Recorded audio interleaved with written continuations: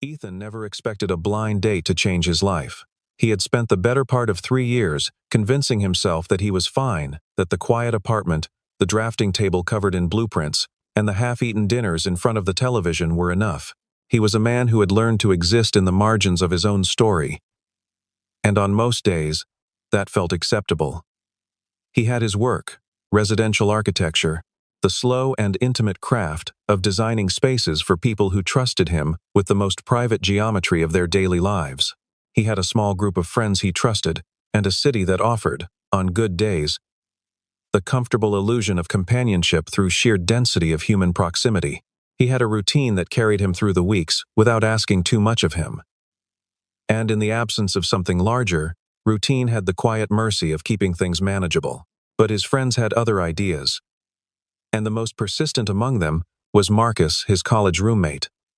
A man with the particular conviction of someone who had found domestic happiness, and who believed, with missionary sincerity, that everyone in his orbit deserved the same. Marcus had been pushing him toward the dating apps for the better part of a year. And when Ethan deleted the third one in 3 months, Marcus simply took matters into his own hands. He arranged a dinner, called it casual, and told Ethan only that it was someone worth meeting. So on a Thursday evening in early October, Ethan adjusted his collar in the mirror of a downtown restaurant bathroom, told himself this would be perfectly ordinary, and walked out to meet a woman who would unravel everything he thought he understood about trust, sacrifice, and love. Victoria Hayes was already seated when he arrived. She sat at the corner table in a sleek black wheelchair, her posture impeccably straight, her dark hair pinned back at the nape of her neck with a quiet precision that suggested a woman who controlled every variable available to her. She wore a deep navy blazer and no jewelry except for a single thin gold ring on her right hand, and she held the menu at an angle that managed to look both relaxed and alert, as though she was the kind of person who was always half ready for whatever the room might require next. She looked, Ethan thought, like someone who was completely accustomed to being watched, and who had made her peace with that fact years ago. The restaurant fell slightly quiet when he approached, the way rooms sometimes do when something important is about to happen, though no one present could have explained exactly why. He pulled out the chair across from her, sat down, and said, "I'm Ethan. I apologize in advance. Marcus has terrible taste in restaurants." Victoria blinked. Then, slowly, a smile crossed her face. Not the polished, press-ready expression she wore in photographs and public appearances, something smaller and more real. Something that she would realize, much later, she had not entirely intended to give away. Most people, when they met Victoria for the first time, could not get past the wheelchair. They spoke to her in softer voices, as though her mobility had some bearing on her hearing. They over-explained menus and held doors with excessive ceremony and tilted their heads at angles meant to convey compassion, but that communicated instead a kind of gentle reduction, the well-meaning assumption that suffering and limitation were the most interesting things about her, that the story of the obstacle was the whole story. The business media had been covering her for 4 years as the young CEO who had taken over her late father's technology conglomerate from a wheelchair, and the narrative had calcified into something sentimental and ultimately reductive. She was used to being a symbol before she was a person. She was used to people looking at her and seeing a story they already knew the shape of before she had said a word. Ethan didn't do any of that. He handed her a bread roll without ceremony and asked whether she preferred horror films or comedies. And when she said neither, he laughed and said he respected the honesty. She watched him across the table with an expression she didn't fully recognize in herself, something cautious and curious and unexpectedly warm, the tentative movement of a door that had been kept very firmly closed for a very long time. By the end of the evening, she had told him more about herself than she had told anyone in years. Not the important things, not yet. Those would come later with their enormous weight, but the texture of things. That she hated the smell of fresh paint with an intensity that had no rational explanation. That she had tried to learn the cello at 30 and given up after 6 weeks because her teacher kept using the word perseverance in a tone that made her want to put the instrument through a wall. That her favorite time of day was the hour just before sunrise, when the city was still mostly dark and the air had a particular quality of held silence. She couldn't describe precisely, but could always feel in her chest a breath, before the world's noise began again, a brief window of something that felt like possibility untouched by obligation. Ethan listened, without performing interest. He didn't nod excessively or mirror her expressions or produce any of the well-rehearsed signals of active listening that paradoxically make a person feel less heard. He simply listened and asked questions that came from genuine curiosity rather than social obligation, and waited for the answers with a patience that felt, to Victoria, like an unusual and slightly alarming luxury. When the check came, he reached for it without ceremony, and they sat for another 40 minutes after the restaurant had begun clearing its other tables. Outside, at the curb, before her driver pulled around, Ethan said, "I don't want to know about the company, or the wheelchair, or any of the things I've already read about you. I just want to know you." Victoria looked at him for a long moment in the October lamplight. A loose strand of hair moved across her face in the wind, and she didn't push it back. "That might take a while," she said. He smiled. "I've got time." It was the first time in longer than she could honestly remember that she had believed someone who said that. The weeks that followed had a rhythm that surprised them both. They met for dinner on Tuesdays, sometimes Thursdays, and once on a Saturday afternoon that started as a quick coffee and became 7 hours without either of them registering the passage of time, in the way time usually passes when you are watching it. They walked through the botanical gardens on that long Saturday, Ethan walking, Victoria in her chair, and argued cheerfully about whether succulents qualified as real plants in the fullest moral sense of the term, a debate with no resolution that both of them enjoyed, with an unreasonable amount of enthusiasm. He pushed her wheelchair when the path grew narrow and the gradient steep, not because she couldn't manage but because she let him, which was its own kind of intimacy, the small daily act of allowing someone into the physical space of your life. She was not accustomed to letting people in, and Ethan seemed to understand this intuitively, the way a person understands that a door left slightly ajar is an invitation, and that pushing too hard will only make it close again. He moved slowly. He asked questions and waited. He never pressed. Victoria found herself looking forward to Tuesdays with an urgency that mildly alarmed her.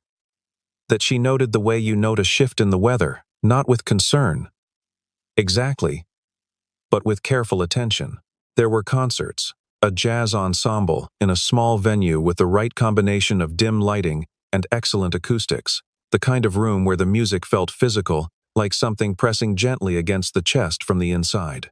There was a rooftop dinner in November where they shared a blanket against the cold, and watched the city lights flicker in the wind, and talked about the kinds of things people only speak aloud when they feel genuinely safe, when the usual social economy of impression management has been set aside in favor of something less careful and more true. She told him about her father that night. Not the public version, not the visionary founder whose portrait hung in the corporate lobby, and whose legacy was invoked at every shareholder meeting with the reverence people afford the dead, but the private man. The one who had read to her every night until she was 12, and told her without qualification that she was the most capable person he had ever known, in the absolute and unconditional way that only certain parents, and very few others, can mean something. The man whose sudden death had left her holding the entire weight of a company and a legacy at 28 years old. Surrounded by a board of directors, who looked at her and calculated liability, Ethan said nothing for a moment after she finished speaking. Then he said simply, "That sounds impossibly heavy."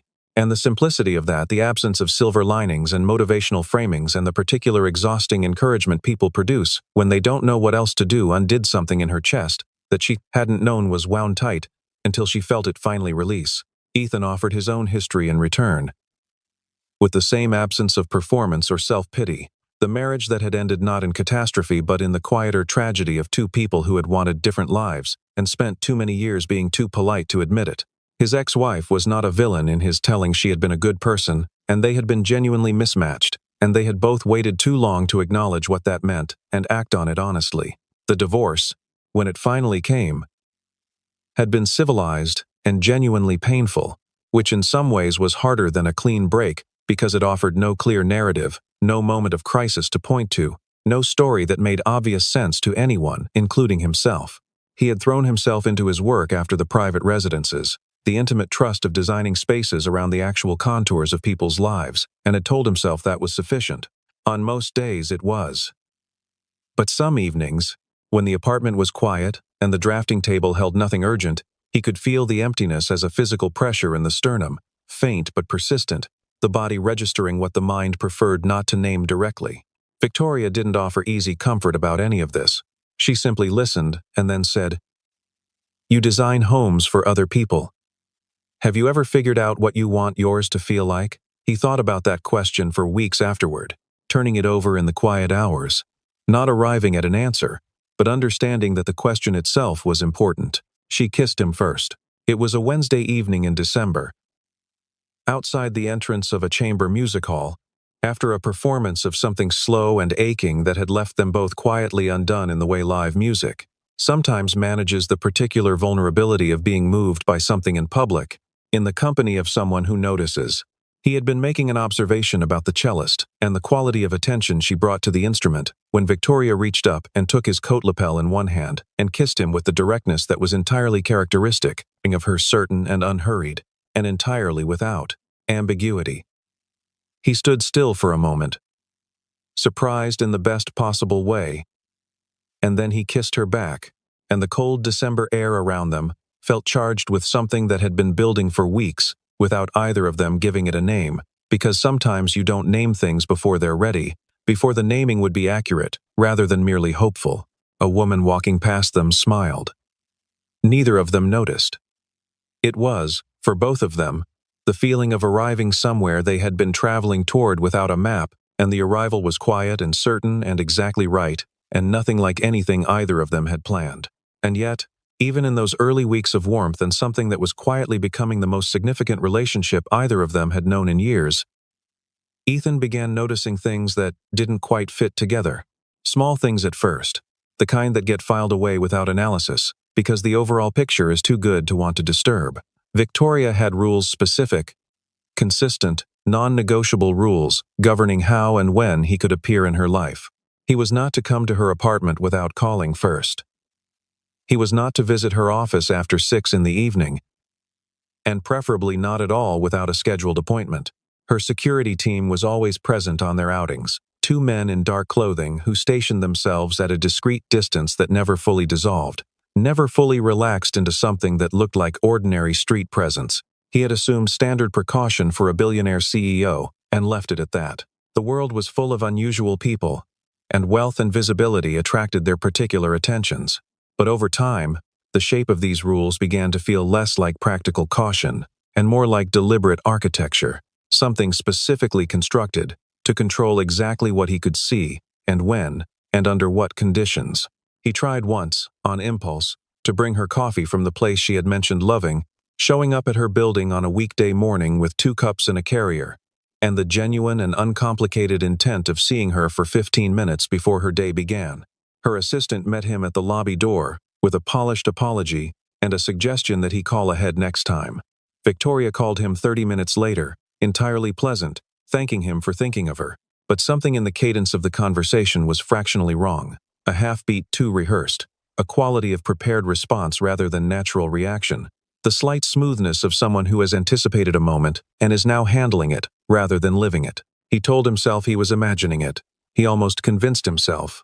There were also inconsistencies in the public record, which he found without really looking for them, a late-night search that began as idle curiosity and took on a different quality as the contradictions accumulated beyond what could be explained by normal variation. Reporting. The official account was consistent. A spinal injury sustained in a car accident 4 years prior had left Victoria Hayes requiring a wheelchair for most activities. But archived interviews from different publications told slightly different stories that couldn't be fully reconciled. One profile described her injury as permanent and unlikely to improve significantly. Another quoted a medical consultant, suggesting the damage might be partially reversible with sustained treatment and time. A third mentioned only that she had declined to discuss the specifics of her condition with reporters, which was entirely her right, but which, combined with the other inconsistencies, created a texture of evasion rather than privacy. The difference being one of intent. He read these things at his drafting table at midnight, his coffee going cold beside him, and tried to arrange the pieces into a shape that resolved cleanly. They didn't. He put his phone down and went to bed and told himself it didn't matter. He woke at 3 in the morning, still thinking about it, his mind working on something his conscious attention had not yet caught up to. The cracks appeared gradually, the way they always do in things built on hidden load-bearing structures. In January, their Tuesday dinners became inconsistent. 2 cancellations in 1 week, both with warm and specific apologies that still carried the hollow quality of being managed rather than genuinely spoken to the difference between someone who is truly sorry and someone who is very skilled at producing the correct emotional register for a given situation.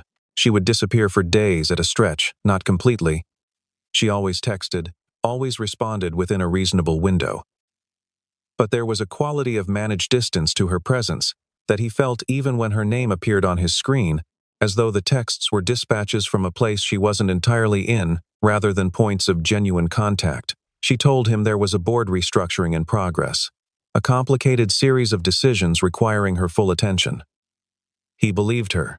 He also believed that she was not telling him everything, which was different from lying but was not entirely separate from it either, and which produced its own variety of loneliness.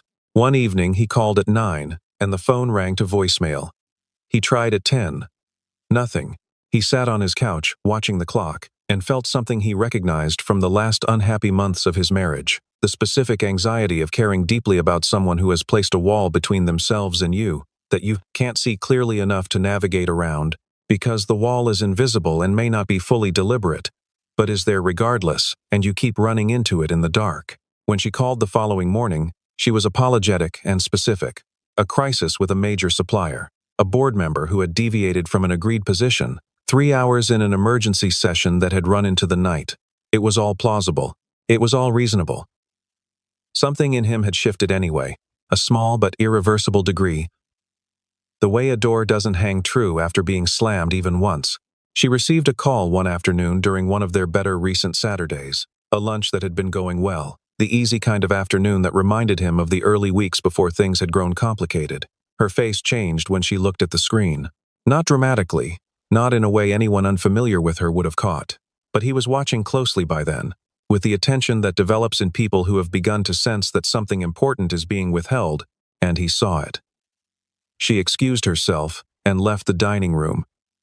And when she returned 12 minutes later, the pleasant quality of the afternoon had been replaced by something brittle and careful, as though a portion of her attention was now elsewhere, and the rest of her was managing the performance of its own absence. She said she was sorry. He said it was fine. They finished lunch with pleasant conversation about things that didn't matter. She held his hand in the car afterward. He held hers back.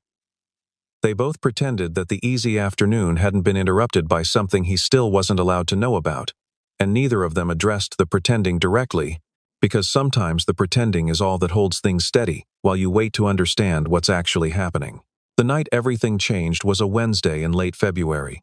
Ethan woke at 2 in the morning with the particular alert wakefulness that follows a dream. He couldn't hold the sensation of being pulled suddenly from somewhere without knowing where you were or why the alarm inside you was sounding. He lay in the dark for a while, listening to the city outside, and then got up, pulled on a sweater, and stood at his apartment window with a glass of water, looking down at the street below. His building stood on a corner, and from his window he had a clear view of the intersection and a stretch of the block leading toward the parking structure. The street at that hour was nearly empty. A taxi moved through the intersection. A couple walked quickly with their collars up against the February cold, and then, at the far edge of the lamplight, a familiar black SUV pulled smoothly to the curb, the one with the small scratch on the rear quarter panel that he had noticed idly weeks ago, and registered the way you register small details about things that are regularly present in your life. He watched as the passenger door opened. He watched as Victoria's bodyguard stepped around to the rear door and opened it, and he watched as Victoria Hayes, the woman he was falling in love with, the woman the entire corporate world knew as a wheelchair-bound CEO, stepped out of the vehicle and stood upright on the sidewalk, not with effort, not with assistance, not with any of the small, visible compensations that characterize movement in a body that is managing a genuine limitation. She stood up from the car with the easy, fluid movement of a person who has no limitation to compensate for and never has, and she walked across the pavement toward the glass doors of the building opposite with a stride that was even and purposeful and completely, impossibly, undeniably normal. The door closed behind her. The bodyguard returned to the vehicle. The street was quiet again. Ethan did not move for a very long time. He stood at the window with his glass of water growing warm in his hand, and felt the world rearrange itself around him in a way that had no comfortable name and no immediate resolution. He replayed what he had seen. He considered the angle of the light and the possibility of distance distorting perception, and he dismissed both, because the light had been clear and the distance had been less than 30 yards, and he was a man who made his living reading space and proportion and mass with precision, and he knew exactly what he had seen, and he knew he had not mistaken it. He went back to bed. He lay on his back, staring at the ceiling, until the room grew gradually light with morning. He did not sleep. He told no one. He went to work the next day, answered emails, sat through a client meeting about a residential renovation in the hills, and carried the knowledge through all of it, with the particular stillness of someone processing something enormous in the quietest possible room of themselves. He did not call Victoria that day. He drove back to his building that evening and sat in his car and looked at the glass door she had entered the night before. It was a commercial building, unremarkable, a placard by the entrance he couldn't read from his angle. He sat there for 20 minutes and then drove home. Over the following 2 weeks, he watched with the focused patience of an architect the specific discipline of observing a structure fully before forming any conclusion about it. 3 more occasions, the same vehicle, the same address, the same unhesitant stride. Each time she emerged from the SUV and walked with complete normality. Each time she entered the same building and emerged between 1 and 2 hours later, upright, and was driven away. The wheelchair was, for whatever reason, a public instrument. It was worn in daylight, in restaurants, at events, in every context where the world was watching. It came off after dark, in private, in the company of people she trusted absolutely with everything she was. He searched the address. It was listed as a private legal suite, a small firm specializing in corporate litigation. He sat with that for a long while. He thought about the lawyer she had mentioned once, obliquely, as someone who had known her family for many years. He thought about the private investigator she had referenced even more obliquely in a conversation about corporate security that he had not considered significant at the time. He thought about all the things Victoria had never said, and began to understand that the careful architecture of her silences was as deliberate as the careful architecture of everything else about her. He went deeper into the history of Hayes Technologies, with the focused attention he usually reserved for complex site analyses, reading the full structure of a problem before committing to any response. What he found was a story that the business press had covered in pieces, but never quite assembled into a coherent whole.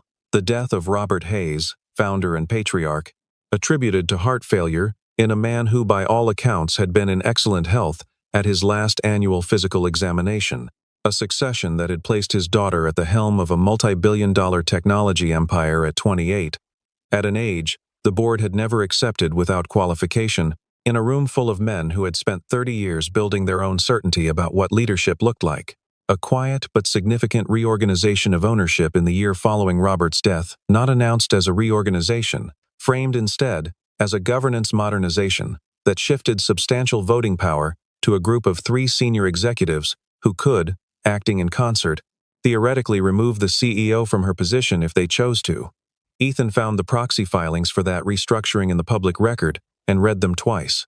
The language was bland and technical and contained, in its precise, deliberate neutrality, the clear shape of a plan. Victoria had held on year after year despite this structure, despite a board culture that had never been warm to her, despite the industry skepticism about her age and relative inexperience at the time of her father's death.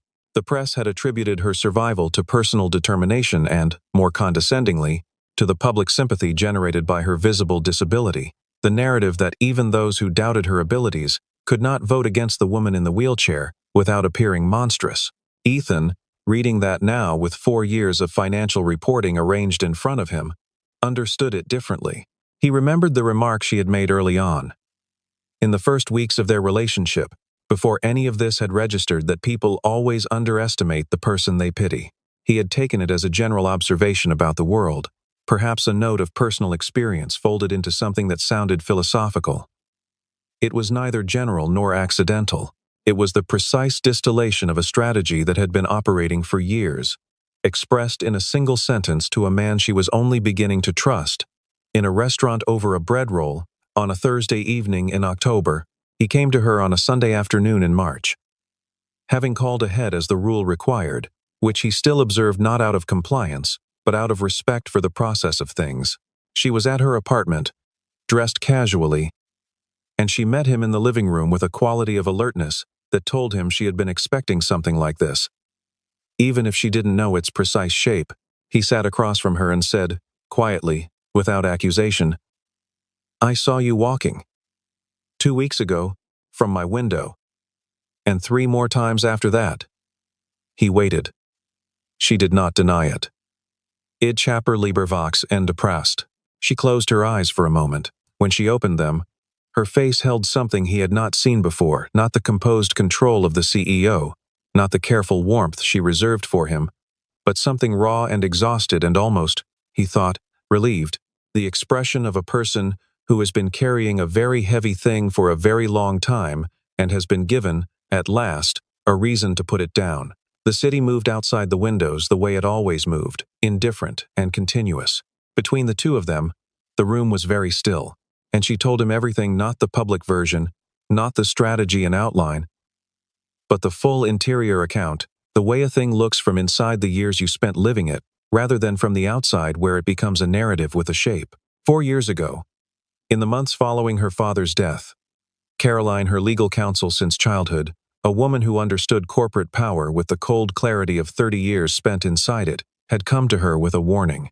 The ownership restructuring was not merely a political maneuver born of ordinary ambition. There was evidence, Caroline believed, of financial fraud, stretching back into the final year of Robert Hayes's tenure.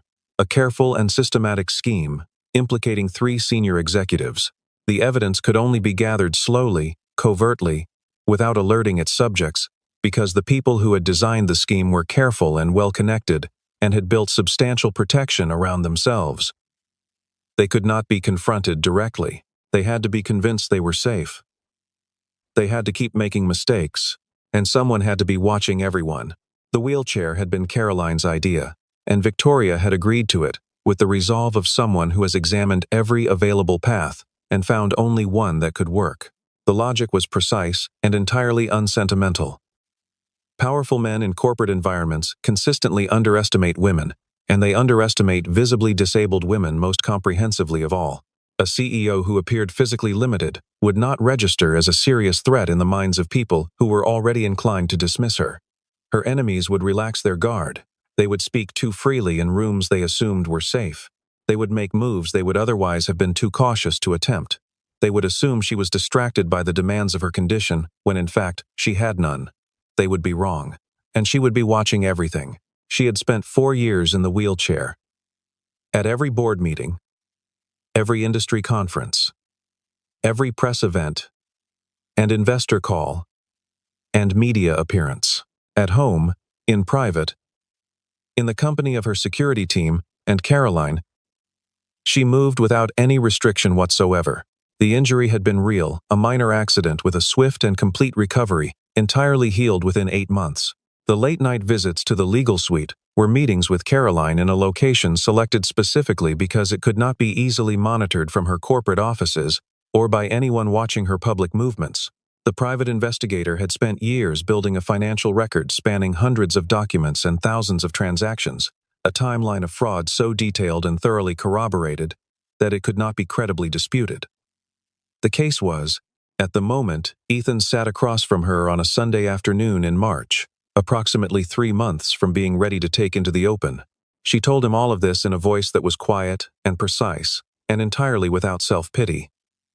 When she finished, she looked at him and said, "I am sorry I didn't tell you, not because I doubted you specifically, but because the fewer people who knew, the safer the case was, and the safer you were from being connected to it in any way that could be used against you or against me." He was silent for a long time. He examined himself carefully for anger, the way you might check a room in the dark, feeling for walls. What he found instead was something much closer to awe at the scale of what she had been carrying, at the precision and the courage of the strategy, and at the profound and specific loneliness of being the only person in a room who knows the full truth of something important and cannot share it with anyone. He said, "You've been doing this alone for 4 years." She said, "Mostly." He said, "That sounds impossibly heavy." She looked at him, and he saw her recognize the words he had said them once before, on the rooftop in November, about her father, and the recognition moved across her face like light across water. "It was," she said quietly. He reached across the space between them and took her hand. She let him hold it, and they sat like that for a while in the Sunday afternoon light, the city continuing its ordinary business outside, while nothing between them needed any further explanation. The months that followed moved with the particular intensity of things that have been long in preparation and are finally ready to become real. Caroline's case was completed in late April, a precise and devastating assembly of financial records, internal communications, and witness testimony documenting a systematic fraud that dated back to the final year of Robert Hayes's life. The three executives at the center of it had no idea what was approaching. They had spent 4 years operating under the comfortable assumption that their target was limited and distracted and increasingly isolated, that the woman at the head of the table was managing the difficulties of her condition rather than managing them. They had been operating under exactly the conditions she had spent 4 years deliberately creating. The disclosure was made simultaneously through regulatory channels, and 2 major investigative journalists, given embargoed access, timed with the precision of something that had been planned for years. When it broke entirely. Filings went simultaneously to the financial authorities, the board of directors, and the 2 journalists, who published within hours of each other on a Tuesday morning. The story was enormous. The company's stock moved violently in both directions over the following 48 hours. The board called an emergency session. The 3 executives, confronted with documentation they could not credibly dispute, retained criminal defense attorneys and said nothing publicly. Victoria walked into the emergency board session on her own feet, in a dark suit, without assistance or accommodation of any kind, and placed 4 years of meticulously assembled documentation on the table in front of men who had spent 4 years believing she was something she was not. The room went quiet in the fundamental way of people who are absorbing something they had not prepared for and do not have an immediate framework to contain. She called the meeting to order without ceremony and spent 4 hours presenting her evidence in a voice that did not waver and did not rush and did not ask for any reaction it hadn't already earned. The press coverage was extraordinary, a story that transformed, within 72 hours, from a corporate fraud investigation into something the media decided was a narrative about deception and survival, and a kind of strength that doesn't announce itself in advance and doesn't require anyone's permission. Every major publication ran the story. Financial reporters who had covered Hayes Technologies for years wrote pieces with a quality of genuine surprise, which was unusual for a profession professionally committed to appearing unsurprised. Technology journalists focused on the governance implications, the ways a company could be quietly hollowed out from the inside by the people nominally responsible for protecting it. General news outlets focused on Victoria herself, on the 4 years she had spent in a wheelchair she didn't need, on the discipline required to maintain that performance through every public appearance, and every board meeting, and every press photograph, while simultaneously building the case that would eventually bring the whole structure down. The photographs that circulated most widely were 2 images placed side by side. Victoria, at a press conference 2 years prior, seated in her wheelchair with her hands folded in her lap, composed and still, in the way she had been publicly composed and still for years. And Victoria, walking out of the federal building where the formal charges were filed, upright and unassisted in the same dark suit, her stride even and unhurried and entirely without drama. The contrast was stark and complete, and not something anyone who saw it forgot easily. The 3 senior executives at the center of the scheme were charged with securities fraud, breach of fiduciary duty, and obstruction. 2 others in their orbit resigned from the company within the same week, their departures announced in brief corporate statements that said nothing and communicated everything. The board was restructured over the following months, new appointments reflecting Victoria's own clear-eyed judgment about what the company needed going forward. The stock, after its initial and significant volatility, settled into a sustained recovery that analysts attributed to the clarity and credibility of the new leadership structure. The company had been fundamentally sound for years, its underlying business strong and well-positioned in its market. It had simply been quietly preyed upon by people who had calculated, with great confidence and complete incorrectness, that the person responsible for protecting it was not paying full attention. The months after the storm were the quietest Victoria had known since before her father died. The company required attention restructuring always does, in the way that everything built on a corrected foundation requires the careful work of adjustment and realignment before it can carry weight normally again, but it was the productive kind of attention applied to building, rather than to defending against something that was always approaching from a direction she couldn't fully see. Caroline took the position of general counsel that Victoria had been holding informally for her since the beginning, and the two of them worked through the months of aftermath with the ease of people who had spent 4 years in close coordination, under far more difficult circumstances.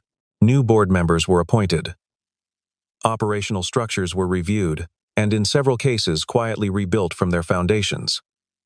The company's public standing, initially uncertain in the days of volatility following the disclosure, stabilized and then improved, as the market gradually processed the difference between an organization that had been compromised and an organization that had identified and addressed its own compromise from the inside. She found herself, for the first time in 4 years, making decisions from a position of actual security. And the difference was physical. Located in the body as much as in the mind. She noticed it in the mornings. Waking without the particular weight of calculation that had preceded every single day for so long, the constant background accounting of who knew what, who might have moved, what the next threat might look like, and from which direction. She noticed it in meetings, where she was no longer running 2 simultaneous processes, managing the room in its surface reality, and monitoring the room for its hidden one, but could simply be fully present in the work itself, a luxury she had not permitted herself in years. She noticed it most in the evenings, which were simply evenings again, time that belonged to her without a covert agenda attached. Hours that did not require anything of her beyond being present in them. She had one more conversation with Ethan that she had been carrying for weeks, not the explanations. Those had been given and received and integrated, absorbed into the larger story they were building together, but something smaller than all of that, and somehow larger. She told him one evening in June, sitting on the terrace of her apartment, while the city turned gold in the late light, and the air had the particular warmth of early summer that makes everything feel briefly provisional and possible at the same time, that the hardest part of the past 4 years had not been the deception itself. She was entirely clear-eyed about the deception. It had been necessary, calculated, the right call. And she had made her peace with every dimension of it long ago, in the earliest months, when she had still needed to make peace with it at all. The hardest part had been the fear underneath. Not the fear of being caught. Not the fear of the case failing. Not even the fear of losing everything she had inherited and sworn to protect. Those fears were concrete, addressable, the kind of fears you can make plans against. The fear underneath was different. It was the fear that when someone finally saw through the performance to the person beneath it, what they found would not be worth the trouble of staying. She had been alone for so long, in the most fundamental sense of the word, that she had begun to believe aloneness was simply her condition, not a circumstance but a fact, the inevitable and permanent price of the strategy, the cost of the armor that had been necessary, and that she did not know how to take off, even after the necessity had passed. The wheelchair had been both protection and prison simultaneously, a mechanism for keeping the world at a manageable and controlled distance while the necessary work was done. And then Ethan had sat across from her at a restaurant on a Thursday evening in October, and asked nothing about any of it, and only wanted to know who she actually was, and she had let him further in than she had let anyone in years, further in, perhaps, than she had intended. Pulled by the unfamiliar gravity of being genuinely listened to, and the terror of that had been unlike anything the strategy had produced. The specific and precise terror of being genuinely known by someone you genuinely loved. The knowledge that you have handed someone the exact information they would need to hurt you badly if they chose to. Because the rest of it she could plan for. The vulnerabilities of the strategy had maps. The vulnerability of loving someone had none. Ethan listened without interrupting, the way he always listened when something mattered, with his full attention, and without the impulse to resolve it before it had fully landed. When she finished, he was quiet for a moment, not the quiet of someone formulating a response, but the deeper quiet of someone who is simply present in what has just been said and is letting it settle in the way it deserves to settle. The evening light moved across the terrace around them. The city continued its quiet summer business below. Then he said, "I want to be clear about something." She looked at him. He said, "I fell in love with the person who argued about succulents, and hated the smell of fresh paint, and woke up before sunrise to stand alone in the quiet. I fell in love with the person who told me about her father in a way that she clearly hadn't told many people, and who listened to me talk about my own mess without once trying to fix it, or improve it, or make it into something more comfortable than it was. That's who I love. Not the strategy, as genuinely extraordinary as it is, not the company, not the wheelchair, and not the absence of it, you. She held his gaze across the terrace with the city's late light falling on both of them, and the summer evening spreading out in every direction around them. He said, "You don't have to carry things alone anymore. I'm not going anywhere." It was not a dramatic declaration. It had no grand gesture attached to it. No ceremony. It was quieter than that, and more durable. The kind of statement that doesn't require proof of itself, because it is already its own proof, spoken by someone whose consistency over months had made the words feel like a confirmation of something rather than a beginning.